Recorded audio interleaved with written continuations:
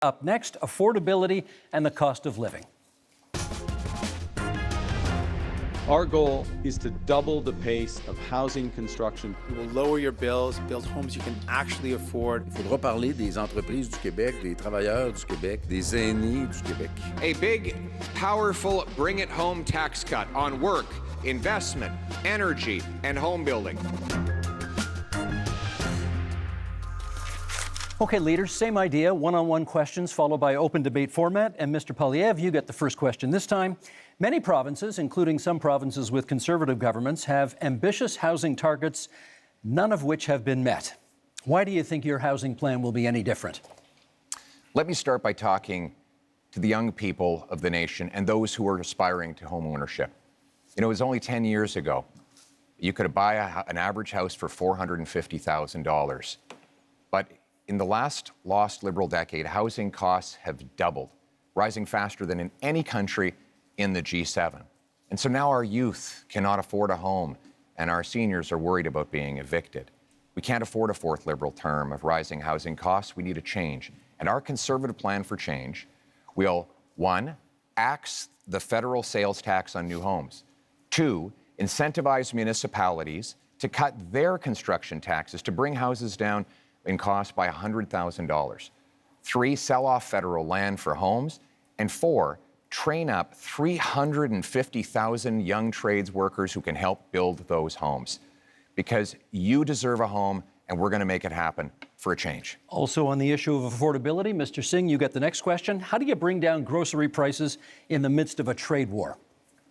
I appreciate the question. This is a big concern. When I talk to Canadians, they tell me they're really feeling squeezed from the cost of living. That's one of the top things that people tell me about.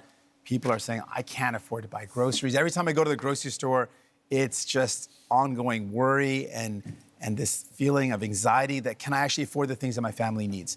On top of that, people are worried about the cost of homes. I think those are the two biggest things I hear. So we can do things about this. Other countries have taken concrete steps.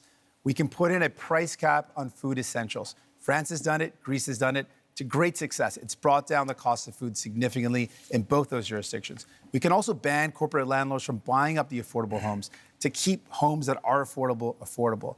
We can make things better for Canadians, but it requires having the courage to take on the powerful corporations that are ripping you off, that are price gouging you. And we know that price gouging is one of the major reasons why food prices are going up. You're never going to hear Pierre Poilievre or Mr. Carney talk about the fact that these are the corporations ripping you off. Thank you, Mr. Singh. That's time. Mr. Blanchet, I want to ask you about old age security, which will soon cost this country $100 billion annually. We understand you would like to expand it. How would you pay for that? We would want it to be just for everybody because the Liberals have created a discrimination against elders which are 65 to 75 years old, having 10% less income from federal government than those who are over 75. But the best way to do it is to have everybody pay its fair share in terms of tax, which means that one should not be entitled to hide money in fiscal paradise in order not to pay him or his clients or friends, not to pay billions of dollars in taxes that could be used to help the situation of elders. Those are things which are supposed to be applied to everybody. There are a lot of questions to be answered about that.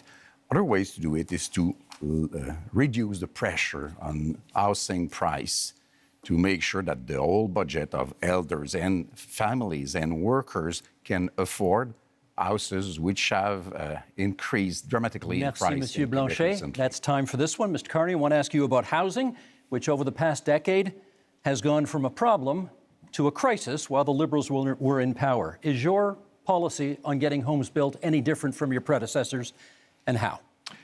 This is one of the reasons why I entered this contest, because of the housing crisis, the cost of living crisis, the housing crisis, and the Trump crisis to help fix it. And I would say, look, the housing approach is fundamentally different because we need a fundamentally different approach. We need to build housing at a rate that we haven't seen since the end of the Second World War. We do need a fundamentally different approach. And with the fundamentally different approach, we can build an entirely new industry. So the question is how? Now, Mr. Poilievre and I agree on some things. Okay. I agree as well on reducing the tax on first-time home purchases as a way to buy. But I am focused on increasing the supply of homes and doing that in a way that uses Canadian technology in modular, prefabricated housing, that uses Canadian lumber, including in reinforced timber, and uses Canadian workers. And in all respects, we're scaling up to double the rate of home building. Thank you, Mr. Carney. That's time. We now move to open forum here. And Mr. Singh, you get the first comment. Many of you have pledged to cut the GST on many aspects of buying a home. And Mr. Singh, I want to ask you, would you cut the GST on anything else in order to make life more affordable? Absolutely. In fact, I'm the only one on this stage that fought to give people a GST holiday. Interestingly, while the GST holiday helps working class folks, middle class folks by taking off the GST off essentials, the Conservatives under Pierre Poilievre voted against that. They opposed the idea of giving people, actual folks that need help, a tax break and would rather give millionaires a tax break, which shows you whose side he's on, which is not surprising. But what is surprising is that Mr. Carney also said that giving people a break on their GST is a bad idea.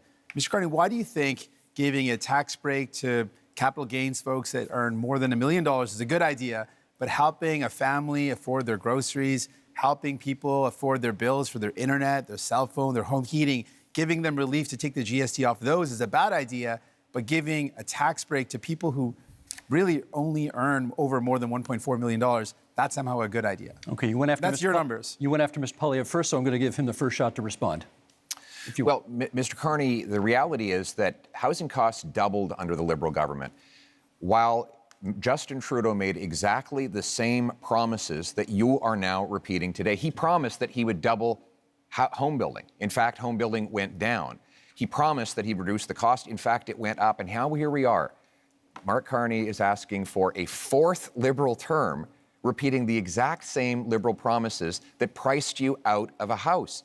Just a few weeks ago, before the election, the Liberals voted against taking the GST off new homes, and they have continued to build up bureaucracies that block construction. We need a change so that you can afford a home, and our change will be, again, to axe the sales tax on new homes, incentivize municipalities to speed up permits, free up land, and cut development costs. Train up 350,000 young people who can be in the trades to build those homes and sell off the land that is going to be needed in order to build homes. That is a real plan for you to own a home and afford your life for a change. Mr. Carney, they're coming at you from both sides. What do you say? Okay. I know it may be difficult, Mr. Poilievre. You spent years running against Justin Trudeau on the carbon tax, and they're both gone. Okay, they're both gone.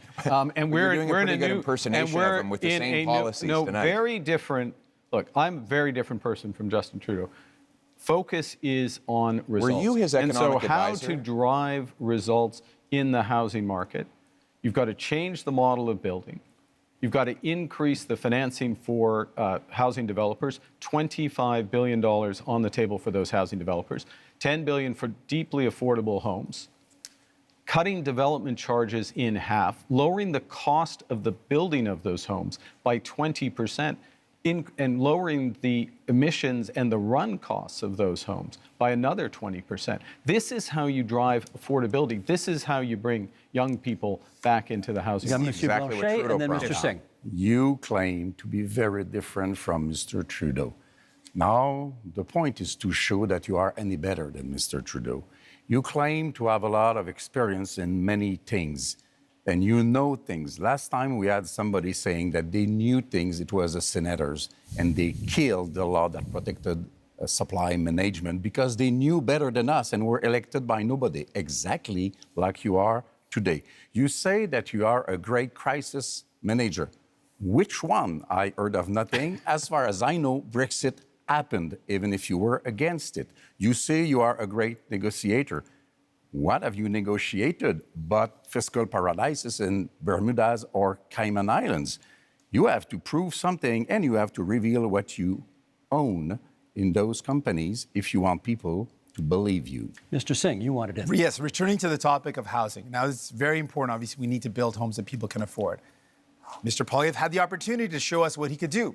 He was the Minister of Housing under Stephen Harper. And during that time, guess how many homes he built? He built 6 homes during that entire time. This is not something you can trust to build homes. He built 6 200,000. homes. 200,000. And this has been confirmed again and again. He built 6 homes. That's it. Now, the problem, though, with Mr. Carney is, well, he's laid out a plan. The problem is that when he was the chair of Brookfield Investments, this is a company that made a strategic decision to buy up affordable homes in cities like Toronto where people were paying a decent rent. And they purposely bought those homes, kicked out the tenants, and jacked up the rents. That is not someone you can trust, sadly, to deal with the housing crisis when, Mr. Carney, you profited off of it. We're going to get responses here. Mr. Poilievre first, Mr. Carney second. First of all, Mr. Singh, hold this up to remind you. the Toronto Star, the Toronto Star debunked your falsehoods. No, it was 6 homes, and I that's the appreciate facts. neither Liberals or NDP are very good with math, but in that You're year, clearly- I you was can the count up to minister, if I 6, could. which is great. The year, Let's the year, count up the to year 6. I Mr. was. Singh, let's let him answer. In the year It's I not was high enough, though. The year I was minister, we had 200,000 homes built, and guess what the average price of a home was at the time? $450,000. And guess what happened and at the end of the Conservative reign? one bedrooms It rented doubled. out for $900. And that since that time, housing costs have actually doubled under the Liberals. They doubled and under now the we Conservatives, have too. now we have Mr. Carney making tens of billions of dollars of spending promises that They will doubled under ultimately you as well. continue to build bureaucracy. We don't need more bureaucracy in Ottawa. We tried that for 10 Liberal years, Mr. Carney. What we need is to build homes in communities. Certainly and don't that need means Conservatives. axing taxes on home building and getting the government out of the way so that builders can actually build. I think- Mr. Mr. Carney, Can I pick you up- are on housing. We need Can a I- change, and you, sir, are not a change. Mark Carney. I'm going to pick up on, I thought that answer was quite revealing. The first thing is that it's an attitude towards housing that absolutely ignores affordable housing, deeply affordable housing, issues with vulnerable people, ignores the rental market, ignores all other aspects of it. So the 6 are the relevant. Mr. Singh is absolutely right. The 6 are the relevant. 200,000. The 200,000 are a different part of the housing market. There are many Canadians. There are many Canadians at different income levels. The second thing it reveals is a misunderstanding, I'll be polite, of how the government's balance sheet can catalyze enormous private investment.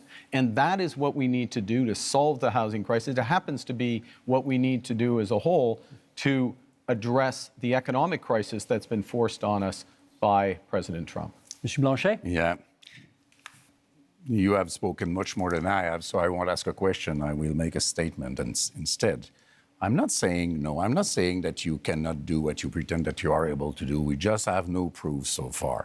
I'm saying quite clearly that you cannot be entitled to do it alone. You cannot be entitled to hold all the power in your 2 hands. You cannot go out there and fix things for Canada and Quebec without being seriously checked by serious people. You cannot go out there and speak for Quebec without Quebec having its own strong voice to protect itself and to promote its different economy. So if you want to collaborate, let's say right now that whatever happens, even if minority government happens, you will be a partner with the different Quebec economy and identity, which you have been not interested in for the economic part and not respectful for the identity part. Let me get Mr. Singh in at this point. Can you tell us what's the first thing you would do to make life more affordable for Canadians? Yeah, there's a lot of things that we can do, and I've laid out some of those things. I think fundamentally, I'm the only person on stage that not only fought for real relief for people in terms of affordability, I'm the only one that fought for pharmacare that actually makes life more affordable by giving people medication coverage, dental care that gives people more affordability by letting them access their services if you're a senior and a kid. I fought for childcare to make sure people could afford childcare. All measures that Mr. Poilievre voted against, all measures that Mr. Blanchet voted against. So if you want someone that's going to fight for you in Ottawa to actually make life more affordable, you can't entrust all the power to Mr. Carney.